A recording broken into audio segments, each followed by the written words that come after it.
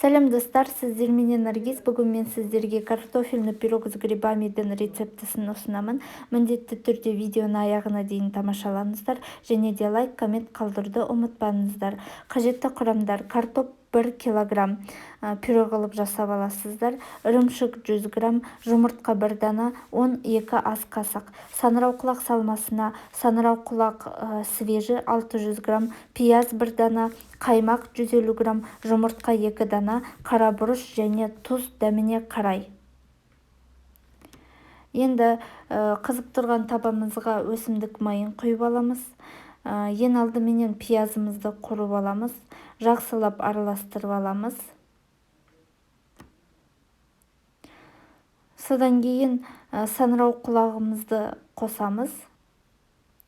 Тағы да жақсылап араластырып, суы шыққанша пісіріп аламыз. Содан кейін дәміне қарай тұз және де бұрыш қосамыз. Араластырып аламыз, және де суы осылай тартылғаннан кейін 5 минуттай қорып аламыз.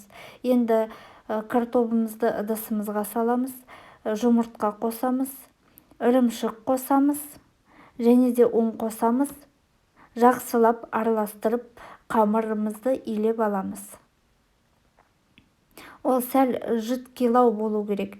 22 сантиметрлік формамызды өсімдік майымен жағып аламыз.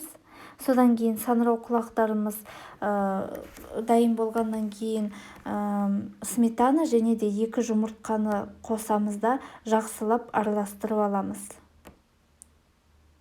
Енді картопты салып аламыз, пюремізді, яғни жақсылап тегістеп аламыз, бортиктарды жасап аламыз.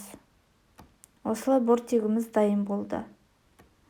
Содан кейін грибной салмамызды, саңырауқұлағымызды саламыз. Енді осылай видеодағыдай көрсетілгендей тегістеп аламыз. 180 градуста 40 минуттай пісіреміз.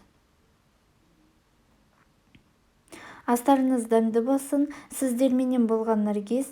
Менің YouTube каналыма тіркелуді ұмытпаңыздар. Лайк, коммент күтем. Қош сау болыңыздар.